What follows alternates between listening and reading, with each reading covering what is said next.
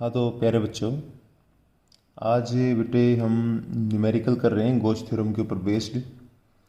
गोश theorem हमने कर ली थी, उसकी एप्लीकेशन कर ली थी। आज हम उसकी न्यूमेरिकल कर रहे हैं। ये जो न्यूमेरिकल एक्सरसाइज है ये अपनी बुकलेट के अंदर पेज नंबर 64 के ऊपर ये एक्सरसाइज हमें मिलेगी। पेज नंबर 64 के ऊपर, वहाँ से आप देख लेना बुकलेट से। तो ये जो 64 नंबर पेज पर जो गोश थ्योरम की एक्सरसाइज है उसको करने से पहले हम एक बार मैं थोड़ा आपको बता देता हूँ दोबारा से कि जो फ्लक्स हुआ करता है ना, फ्लक्स का फॉर्मूला हुआ करता ई A cos theta, electric flux का। ये जिस तरह मान लिया अपने पास ये कोई एरिया है और इस एरिया के अंदर से मान लीजिए इलेक्ट्रिक फील्ड थीटा एंगल बना के आई है, तो ये हो गया इसका area vector perpendicular to surface. और ये जो एंगल है थीटा यहाँ पे ई ए कोस थीटा के अंदर, ये थीटा एंगल इलेक्ट्रिक फील्ड और एरिया वेक्टर के बीच का होता है, ध्यान रखना। ए क्या होगा? ए होगा एरिया ऑफ दिस सरफेस, जो आपको ये सरफेस दे रखी है इसका एरिया होगा ए। तो ये पहला क्वेश्चन हम करते हैं बेटा। पहले क्वेश्चन के अंदर ध्यान से देखो क्या दे रखा है आपको। आपको ये बोला गया है कि इलेक्ट्रिक फील्ड आपको दे रखी है 5 × 10⁻³ न्यूटन पर कूलम। आई कैप है, ध्यान रखना, ये आई कैप दे रखा है आपको यहाँ पे। आई कैप, आई कैप का मतलब क्या होगा? इसका मतलब जो इलेक्ट्रिक फील्ड है उसकी डायरेक्शन क्या होगी? एक्स एक्सिस के अंदर इलेक्ट्रिक फील्ड की डायरेक्शन है, ये आई कैप रिप्रेजेंट कर रहा है। आपसे पूछा find the flux of this field through a square of 10 centimetre. इस इलेक्ट्रिक फील्ड की वजह से एक स्क्वायर दे रखा है 10 सेंटीमीटर साइड का, उसके अंदर से आपने क्या करना है? फ्लक्स फाइंड आउट करना है। Whose plane is parallel to Y Z plane, उसका जो प्लेन है वो वाई जेड प्लेन के पैरेलल है। दूसरा क्वेश्चन है what would be the flux through same square if the plane makes an angle 30° with X axis. ये पहले एक बार मैं प्लेन आपको बता देता हूँ, एक बात ध्यान रखनी है आपने कि जिस तरह मान लिया अपने पास ये एक्सिस है, ये एक्स एक्सिस है, ये वाई एक्सिस है, ये जेड एक्सिस है, ठीक है बेटे। आपने एक बात ध्यान रखनी है, वाई जेड, अगर वाई जेड प्लेन बोले ना तो वाई जेड प्लेन ये होगा, मतलब वो उसकी जो साइड्स हैं वो वाई एक्सिस और जेड एक्सिस के अंदर हैं।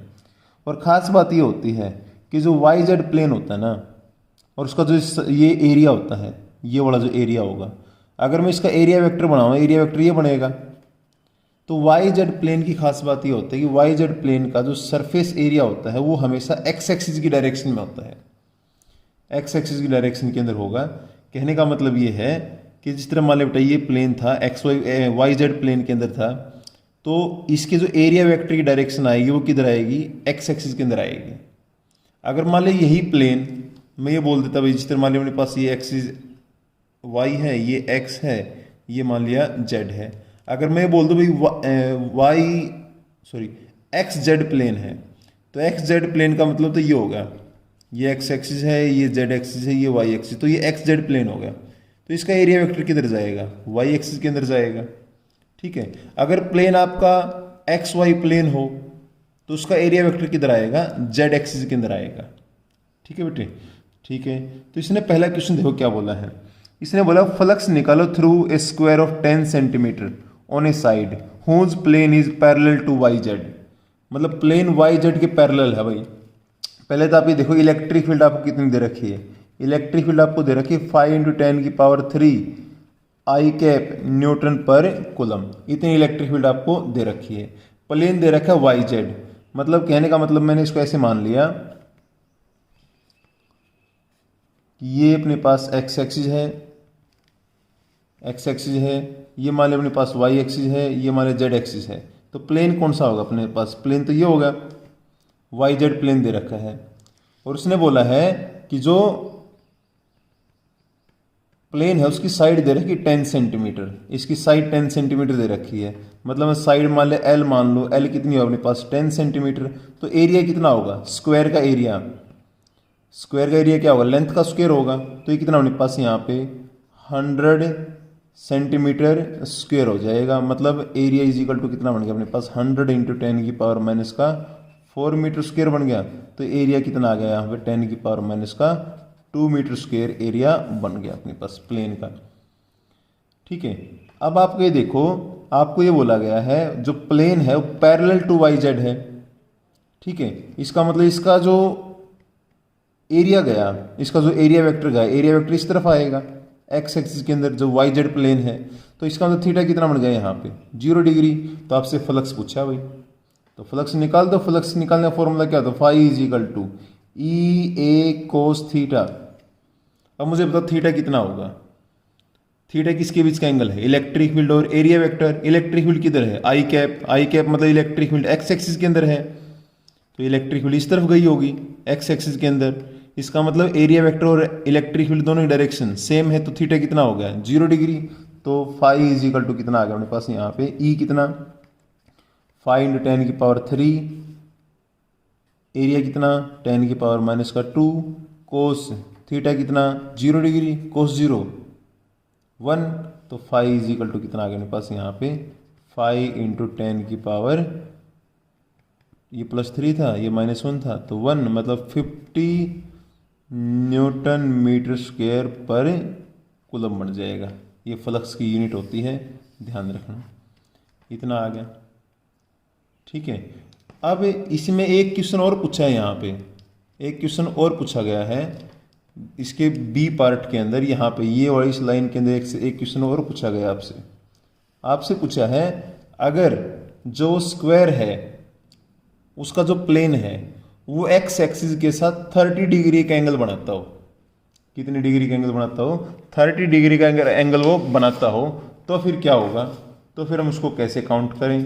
तो आपसे अगर वो 30 डिग्री का एंगल बनाता है, तो मैं इसको यहाँ पे एक बार करता हूँ। देखो उसने बोला भाई सेम स्क्वायर है, मान लिया अपने पास ये स्क्वायर है, प्लेन ये इस तरीके से स्क्वायर दे रखा आपको। इसने बोला ये जो स्क्वायर है ना, ये एक्स एक्सिस के साथ 30 डिग्री का एंगल बना रहा है। मैंने जूम कर लिया, मान लिया मेरे पास ये एक्स एक्सिस है, मैं थोड़ी टेढ़ी बना दी मैंने, ये एक्स एक्सिस है क्योंकि इलेक्ट्रिक फील्ड एक्स एक्सिस के अंदर थी। तो इसने बोला ये जो प्लेन है, ये प्लेन ये होगा प्लेन, ये प्लेन इसके साथ एंगल बना रहा है कितना 30 डिग्री का एंगल बना रखा है। प्लेन के साथ एंगल है इलेक्ट्रिक फील्ड का 30 डिग्री। उसने बोला है कि what would be the flux through the same square if plane makes an angle 30 degree with X axis. इस प्लेन ने एक्स एक्सिस के साथ 30 डिग्री का एंगल बना रखा है। अरे इलेक्ट्रिक फील्ड भी तो एक्स एक्सिस के अंदर है, इसका मतलब जो प्लेन का एंगल बना एक्स एक्सिस के साथ, वही एंगल इलेक्ट्रिक फील्ड के साथ बनेगा। कितना एंगल बन गया 30 डिग्री। लेकिन हमें प्लेन के साथ एंगल नहीं चाहिए, हमें एंगल चाहिए किसके साथ, एरिया वेक्टर के साथ, एरिया वेक्टर के साथ। ठीक है, इसका एरिया वेक्टर क्या होगा, इस सरफेस का परपेंडिकुलर टू सरफेस, ये बन गया एरिया वेक्टर। तो ये एंगल कितना बन गया, ये एंगल बन गया अपने पास से 60 डिग्री, 60 डिग्री का एंगल बना। तो अब फ्लक्स निकाल दो, फाई इज इक्वल टू कितना होगा, ई ए कोस 60 डिग्री, ई ए ई कितना है 5 × 10⁻3, एरिया कितना है 10⁻⁻2, कोस 60 कितना होगा 1/2।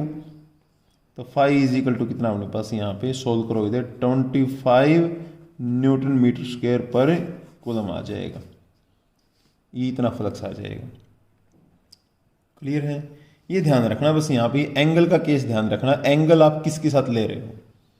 क्लियर, उसने बोला भाई बंदे ने कि what would be the flux through same square. Same square का मतलब स्क्वायर के डायमेंशन वही रहेंगे, लेकिन उस स्क्वायर की एंगल चेंज कर दिया। वो स्क्वायर जो उसका जो प्लेन है वो 30 डिग्री का एंगल बनाता है एक्स एक्सिस के साथ। अगर एक्स एक्सिस के साथ 30 डिग्री का एंगल बनाता है, प्लेन बनाता है, तो उसका एरिया वेक्टर कितना बनाएगा 60 डिग्री का, क्योंकि एरिया वेक्टर तो परपेंडिकुलर टू प्लेन होता है। Area vector perpendicular to plane, ये है प्लेन, इस प्लेन के साथ एंगल बना दिया इलेक्ट्रिक फील्ड ने कितना 30 डिग्री। ठीक है, तो परपेंडिकुलर के साथ कितना बनाएगा 60 डिग्री बनाएगा। तो ये क्वेश्चन नंबर 1 है बेटा, बहुत आसान क्वेश्चन है। सेकंड है बेटा, बहुत इंपॉर्टेंट क्वेश्चन है भैया, ये एनसीईआरटी क्वेश्चन है, काफी ज्यादा इंपॉर्टेंट है, बहुत बार एग्जाम के अंदर क्वेश्चन आता है। आपको ये बोला गया कि इलेक्ट्रिक फील्ड आपको दे रखी है ई एक्स आई कैप न्यूटन पर coulomb for x is greater than 0। एक और इलेक्ट्रिक फील्ड दे रखे माइनस का ई एक्स आई कैप न्यूटन पर coulomb for x is less than 0। A right circular cylinder of length 1 centimetre, एक राइट सर्कुलर सिलेंडर है, उसकी length दे रखी है आपको 1 centimetre and radius r centimetre, has its centre at the origin. And it's along x axis.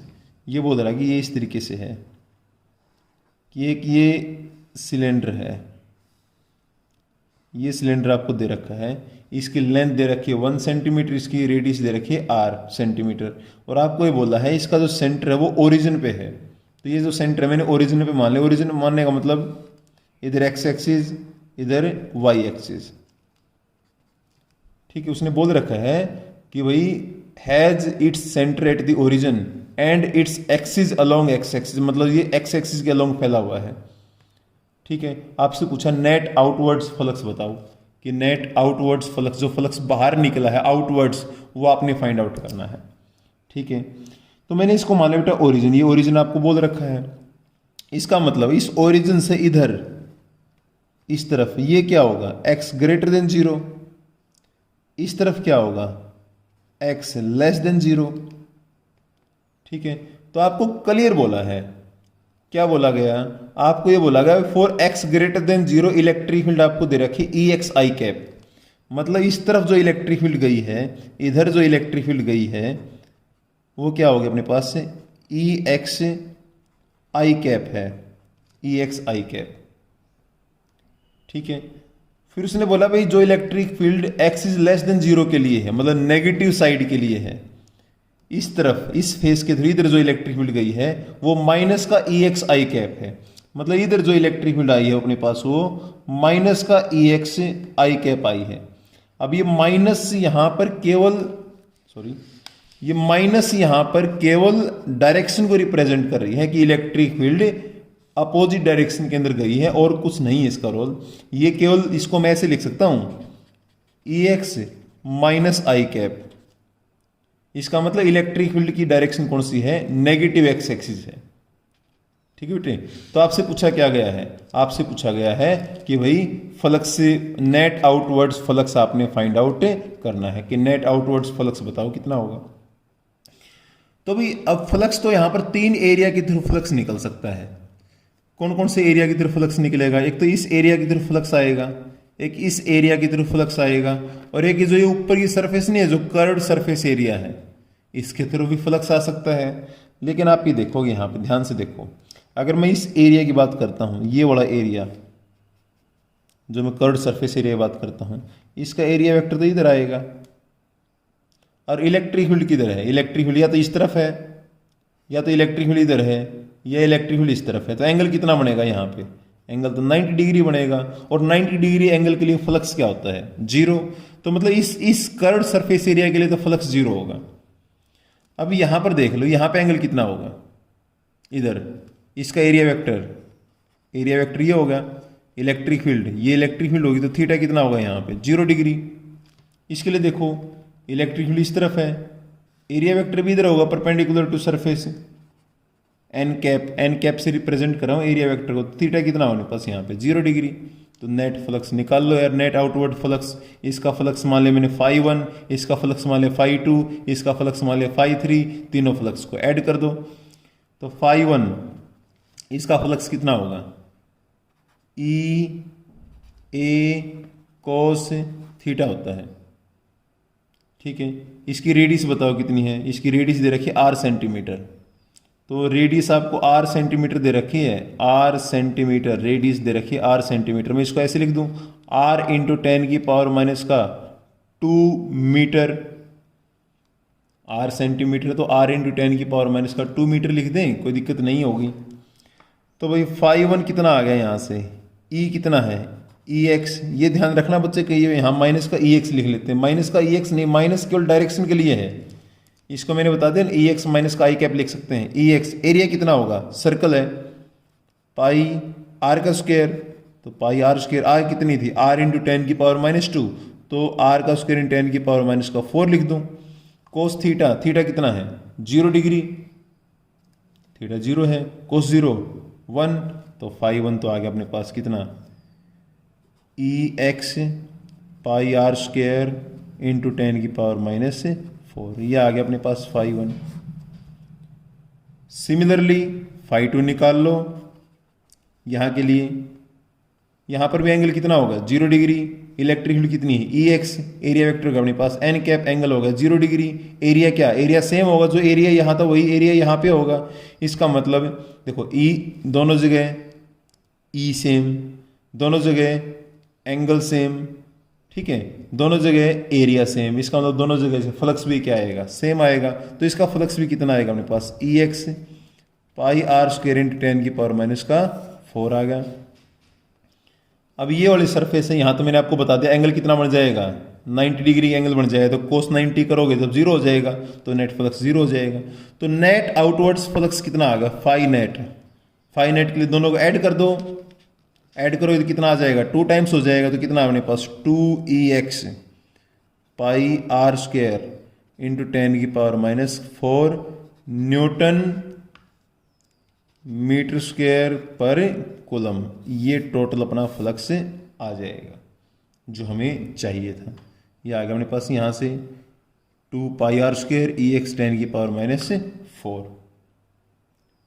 ठीक है बेटे, अब एक चीज और पूछी है फ्लक्स के साथ में, काफी इंपॉर्टेंट क्वेश्चन है ये। आपसे पूछा what is the net charge with in the cylinder. आपसे पूछा इस सिलेंडर के अंदर, इस सिलेंडर के अंदर चार्ज कितना हो, चार्ज बताओ, चार्ज कितना है, क्यों बताओ कितना होगा। अरे क्यों तो आसान है, कैसे, देखो आप मुझे बताओ, आपको फ्लक्स पता लग गया, कितना आ गया फ्लक्स आपका, ये आ गया 2 times of E x pi r square into 10 की पावर माइनस का 4 आ गया। ये आ गया था फ्लक्स आपका, नेट फ्लक्स आ गया था। अरे गोस थ्योरम क्या बोलती है, phi is equal to Q by epsilon naught होगा अकॉर्डिंग टू गोस थ्योरम। तो क्यू इज इक्वल टू कितना होगा, फाई इंटू एप्सिलॉन नॉट, तो क्यू इज इक्वल टू कितना आ गया, एप्सिलॉन नॉट की मल्टीप्लाई कर दो 2 पाई आर स्क्वायर इंटू 10 की पावर माइनस का 4 इंटू एप्सिलॉन नॉट। ये टोटल इतने कुलम का चार्ज इसके अंदर होगा। आ गया चार्ज अपने पास, चार्ज की वैल्यू निकाल दी हमने, ये पूछा गया था आपसे, ठीक है ना। इन बहुत सारे क्वेश्चन ऐसे होते हैं जिसमें चार्ज आपसे पूछा जाएगा, चार्ज की वैल्यू बताओ, तो आपने क्या करना है, आप फ्लक्स निकाल लो और गोस थ्योरम अप्लाई कर दो, phi is equal to Q by epsilon naught, flux के साथ एप्सिलॉन नॉट की मल्टीप्लाई कर दो, चार्ज आ जाएगा आपके पास। ठीक है बेटे, अब 2 क्वेश्चन हमने कर लिए, अब तीसरा क्वेश्चन अपने पास, थर्ड क्वेश्चन है।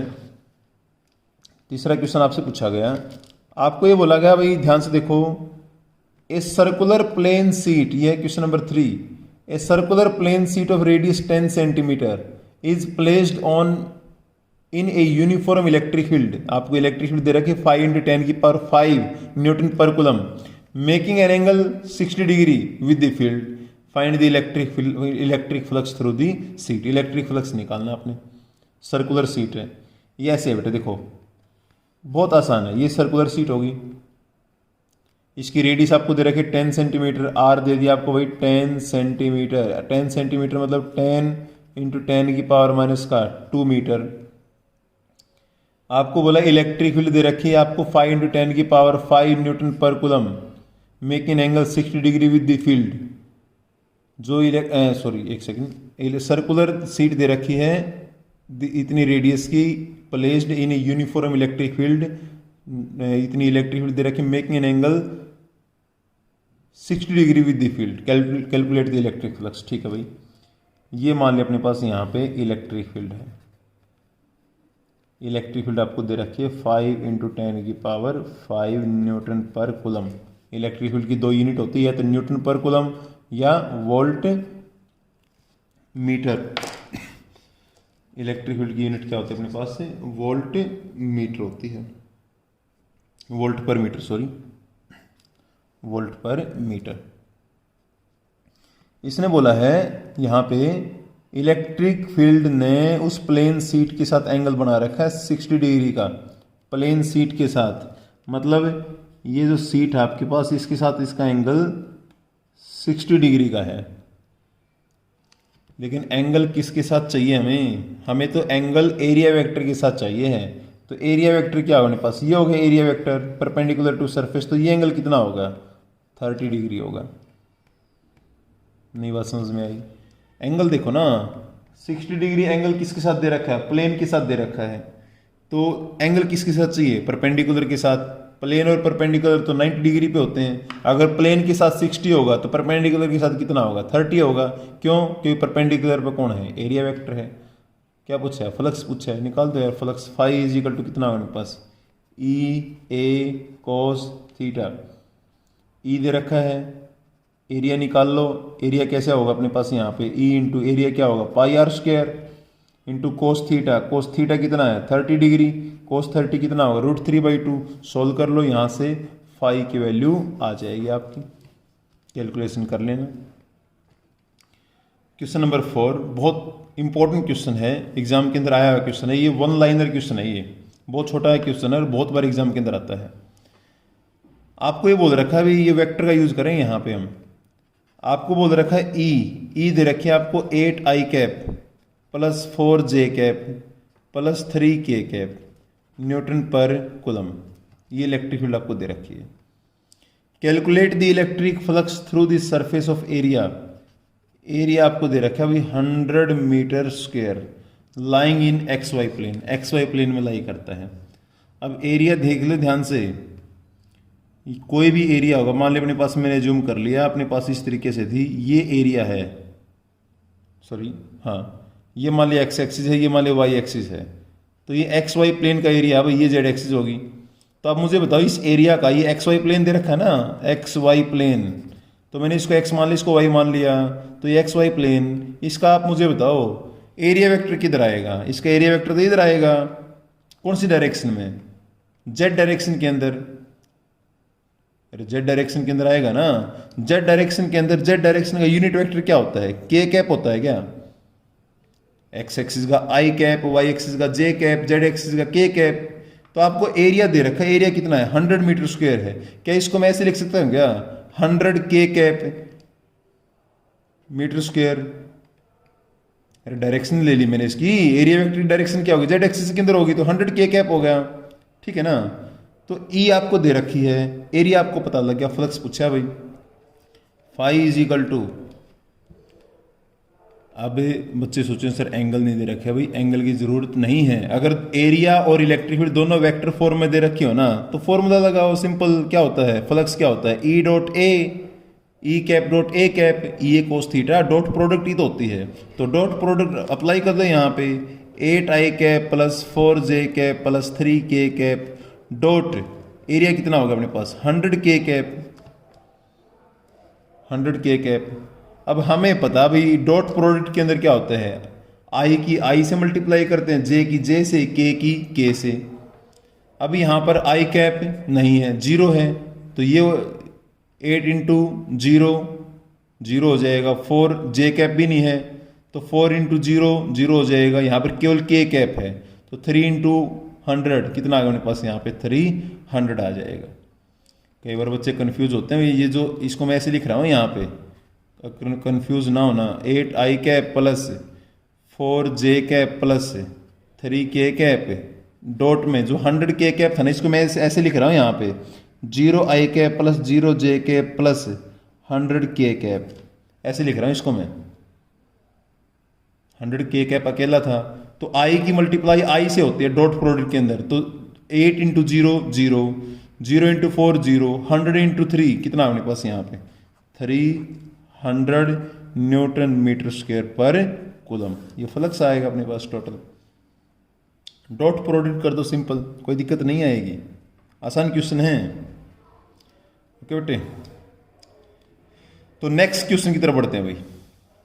आपको बोल रखा है स्फेरिकल गॉसियन सरफेस इनक्लोज ए चार्ज 8.85 इंटू 10⁻⁻⁻ का 8 कूलम। तो बेटा इस क्वेश्चन के अंदर हमें गिवन क्या है, ए spherical Gaussian surface enclose this charge, एक कोई गॉसियन सरफेस है उसके अंदर आपको चार्ज दे रखा है, चार्ज आपको दे रखा है भाई 8.85 10⁻⁻⁻ का 8 कूलम आपको चार्ज दे रखा है, ये चार्ज आपको गिवन है। आपसे पूछा क्या गया है, calculate the electric flux through the Gauss surface. भाई फ्लक्स पूछा है, चार्ज दे रखा है, फ्लक्स पूछा है, कुछ भी नहीं, गॉस थ्योरम अप्लाई करो, क्या होगी फाई इज इक्वल टू क्यों भाई एप्सिलॉन नॉट, क्यों कितना है 8.85 10⁻⁻⁸ डिवाइड बाई एप्सिलॉन नॉट कितना है 8.85 10 की पावर माइनस का 8, इससे ये कैंसिल, इससे सॉरी माइनस का 12, गलत लिख दिया मैंने। इलेक्ट्रिक एप्सिलॉन नॉट की वैल्यू क्या होगी 8.85 10 raise to power minus 12, minus का 12, ये ऊपर माइनस का 8 है, कैंसिल हुआ, नीचे कितना बचेगा 10 की पावर माइनस का 4, तो फाई इज इक्वल टू कितना अपने पास ये ऊपर चला जाएगा 10 की पावर 4 न्यूटन मीटर स्क्वायर पर कूलम। फ्लक्स आ गया अपने पास। और क्या पूछा है सेकंड पार्ट के अंदर, सेकंड पार्ट में पूछा है अगर गॉसियन सरफेस की रेडियस को बढ़ा दें, डबल कर दें, तो फ्लक्स कैसे चेंज होगा। अरे भैया मैंने आपको बता रखा है कि जो फ्लक्स होता है ना वो dimension of the Gaussian surface पर डिपेंड नहीं करता, चाहे आपका सर्कल छोटा हो, ये चार्ज क्यों है, चाहे सर्कल बड़ा है, चाहे और बड़ा कर दो, कितना ही बड़ा कर दो, फ्लक्स के ऊपर कोई फर्क नहीं आता। तो टोटल फ्लक्स के ऊपर कोई चेंज नहीं आएगा, तो नो चेंज। ठीक है बेटे, रेडियस चेंज करने से फ्लक्स पर चेंज नहीं होगा। अब आपसे पूछा गया बेटा next question, question number 6। Question number 6 आपसे पूछा गया है। क्वेश्चन नंबर 6 में आपको ये बोला गया है कि एक रेक्टेंगुलर सरफेस है, साइड दे रखी 10 centimeter and 15 centimeter, is placed inside a uniform electric field of 25 volt per meter such that normal makes an angle of 60 degree with the direction of electric field, find the flux. बहुत आसान question है भाई। इस question के अंदर question number 6 में आपको दिया बेटा एक रेक्टेंगुलर सरफेस है, उसकी साइड आपको दे रखी 10 सेंटीमीटर और 15 centimetre, inside a uniform electric field of 25 volt per metre, uniform electric field आपको दे रखी है, makes an angle of 60 degree with the direction of electric field, find the electric flux through this rectangular surface. इस surface की तरफ flux निकालना। ये आपको सरफेस दे रखी है, ये जो सरफेस दे रखी है इसकी डायमेंशन आपको, इसकी साइड दे रखी है आपको 10 सेंटीमीटर और दूसरी साइड आपको दे रखी है इसकी 15 सेंटीमीटर, 15 सेंटीमीटर। इसको यूनिफॉर्म इलेक्ट्रिक फील्ड में हमने रख दिया, और जो यूनिफॉर्म इलेक्ट्रिक फील्ड वो इस तरीके से है कि normal to the surface, clear बोल रखा है इसने यहाँ पे, normal to the surface, normal to the surface makes an angle of 60 degree with the direction of electric field, electric field के साथ 60 डिग्री का एंगल बनाया है। इसका मतलब ये होगा, मान लीजिए इसका नॉर्मल, तो इलेक्ट्रिक फील्ड इधर आई है और इलेक्ट्रिक फील्ड ने इसके साथ बनाया है 60 डिग्री का एंगल नॉर्मल के साथ। आपसे पूछा है फ्लक्स निकालो रेक्टेंगुलर सरफेस के थ्रू। हो गया फ्लक्स यार, ई दे रखा है ना, ई कितना है 25 वोल्ट पर मीटर, एंगल दे रखा है ना थीटा हो गया 60 डिग्री, एरिया कितना अपने पास है, एरिया निकाल लो।